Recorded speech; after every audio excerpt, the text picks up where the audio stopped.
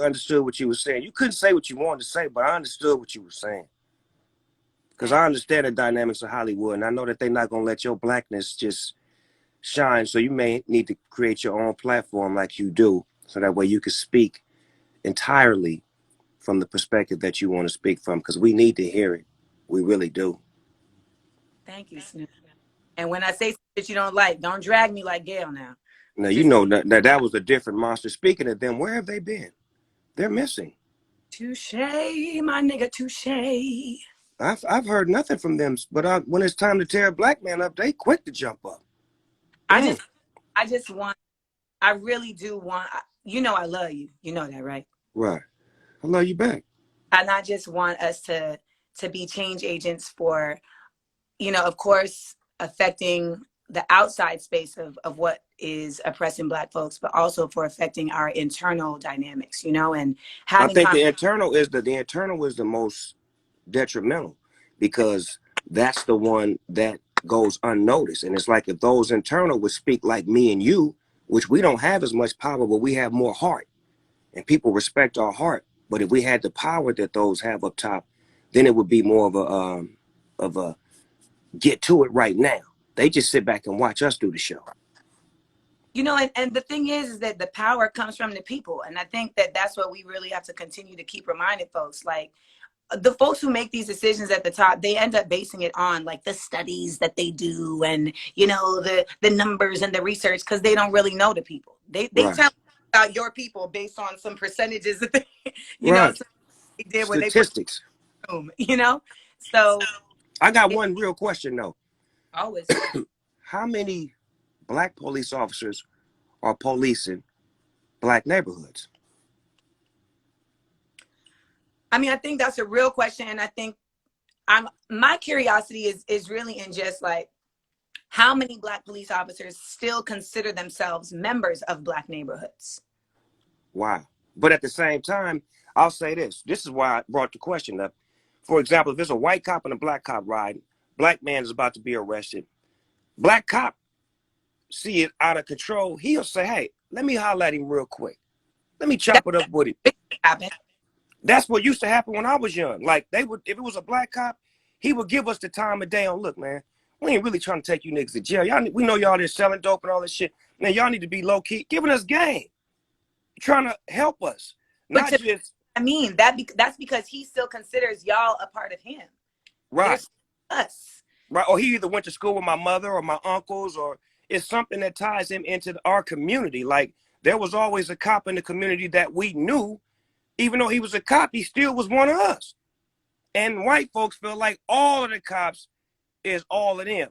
And we have no representation. So if you send 2 white cops to a Black house or a Black neighborhood, he naturally going to be in drawdown mode. But if you put a Black cop in there with him, he may be able to tell him, hold on, I know him. Or let me holler at him. Or let me chop it up with him before you pull a gun on him and get some understanding. That's because we protect our own. That's a natural human, like, that's a natural animal reaction, right? To protect your own. Right. And the fact is, there is an insidious movement that happens where cops are put in communities where they don't know the people. That's done like thoughtfully, you know, right. Like there's places in Pennsylvania where they're bringing cops that have never seen Black people before. And then police community of Black people, and that is not by accident. I think cops need to live where they patrol. 1,000,000%. If you live where you patrol, then guess what? Do something, nigga, and get off work. Now you regular. Like, that's what it got to be the standard. Right. Let's keep it 100. Like, how the fuck is you gonna? Because you won't shit where you sleep. Right. And that's a fact. And I think that's the disconnect, is that you got these cops who don't even live in the communities where they policing. So if they do fuck somebody up or shoot somebody or kill somebody, they go back to their little neighborhood and hide, and then we got to deal with the mess. Absolutely. How do we change laws, though, Amanda? How do we change those laws? Because that's what I don't know, and I think you more qualified to explain to me and the people that's listening. How do we change certain laws to get the shit working for us? Well, I think the thing is that we have a difference in like changing laws, and then there's policies, and then there's also the reality that the police department doesn't necessarily run on laws. Like, they be doing whatever they want. And then we have a police union that, for what it's worth, is run by people who don't care about Black people, you know, and who are really solely dealing with money matters and with power.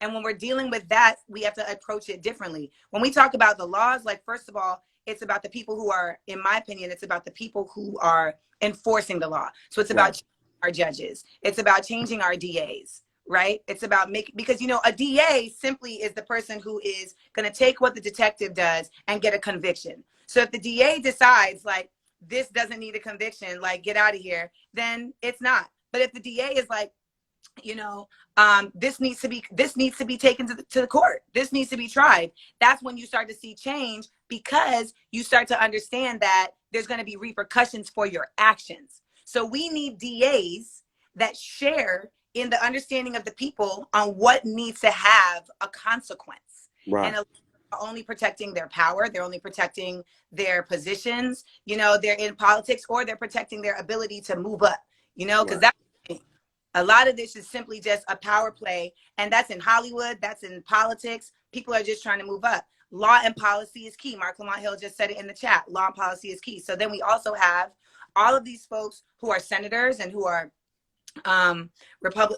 senators and representatives in the House, and they are bringing legislation to the fore that is supposed to move downward in terms of what DAs decide needs to be handled, what DAs decide needs to be prosecuted.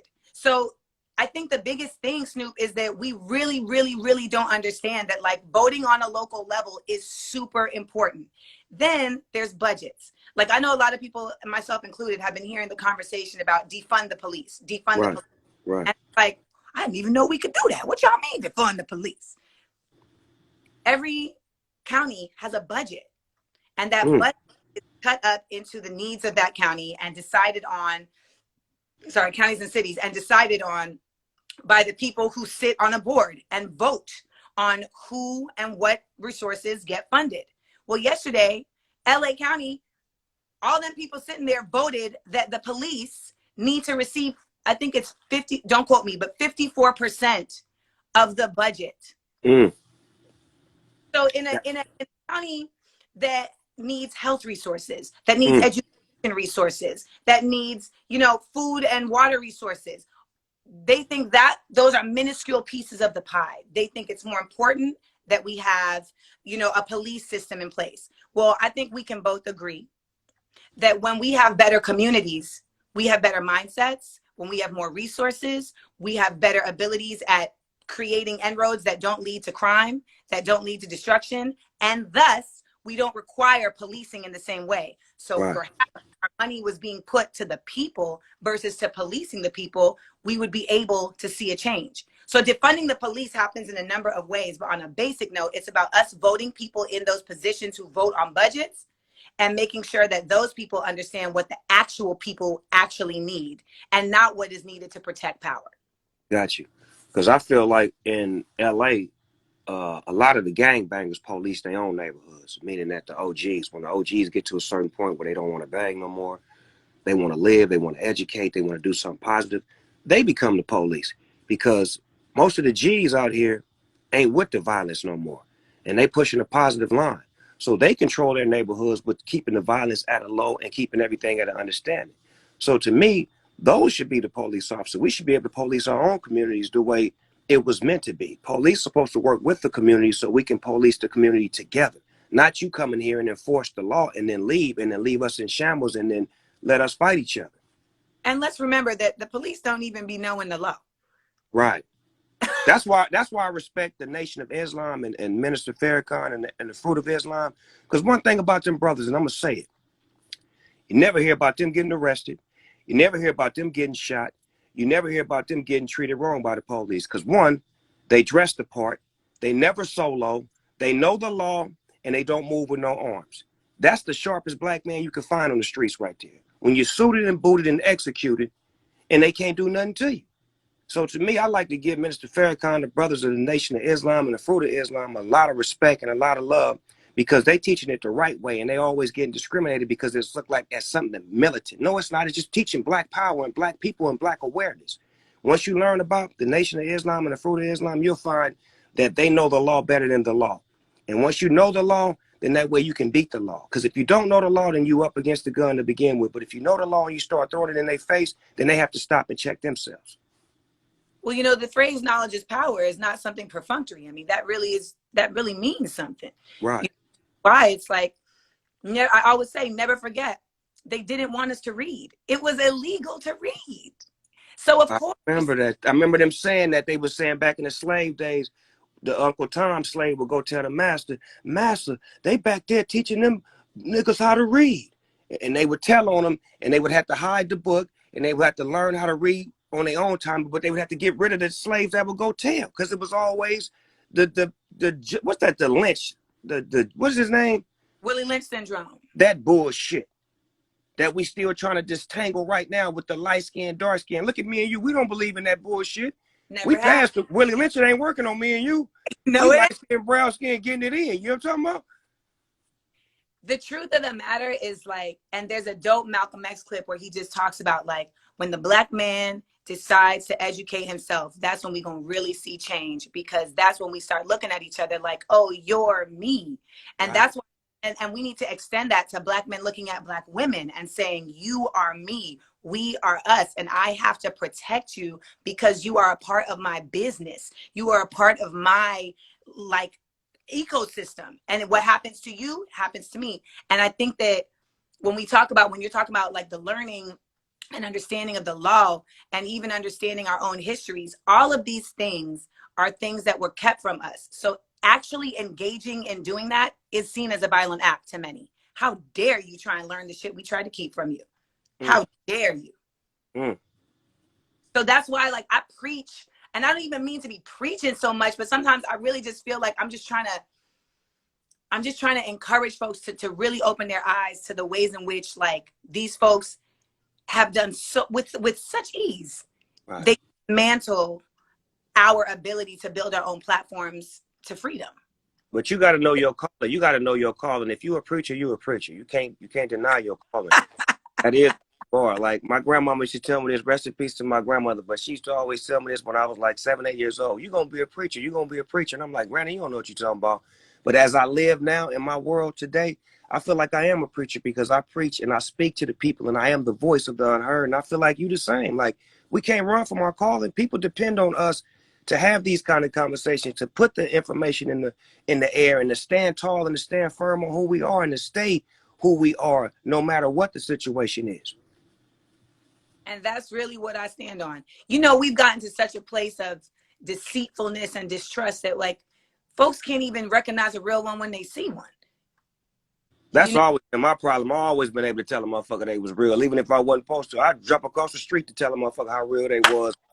Because that's me. Like, my mother raised me to love people. My mother raised me to tell it like it is and not like it was. My mama is my backbone. She showed me the real on how to be real. Yep. And that's why you continue to do that. And, you know, I really appreciated your willingness to come forward and say, like, you know, I could have done that different. You know, like that's right. Like, that's real. Like, we all. When you're wrong. Look, man, when you're wrong, you're wrong. And that's one thing about us as black men. We have no problem with saying we're wrong. But we have a problem when you're wrong and you don't say you're wrong. Because we're going to try to fix our problem because we already oppressed. So we know that we up against the gun. So we know if we wrong, we're going to fix it. And that's why I wanted to be a great example to people, that let them know, look, Snoop Dogg, he made a mistake. And he apologized in front of the whole world to let you know it's okay. It's okay to apologize. It's okay to cry. It's okay to have feelings. It's okay to have emotions. This is part of being a human being. Snoop, I know so many brothers who are more afraid of feelings than bullets. And until we really start dealing with these things and these traumas, these people are going to continue to use those traumas as triggers for us to shoot ourselves. That's why we are important. This conversation was important. Thank you, Amanda, for letting me in. I don't want to take up all your time, but thank you for letting me in. And thank you. I'll be doing the Small Doses Forum. They need to see this brotherly, sisterly love right here. You know what I'm talking about? See? It's a couple of SO, yes, oppression, double OP. D-O-double-G-I-D-O. Believe it when I tell you, baby. You don't understand this, Amanda. Back up. I love you. Love you back. Have a great day. You too, baby.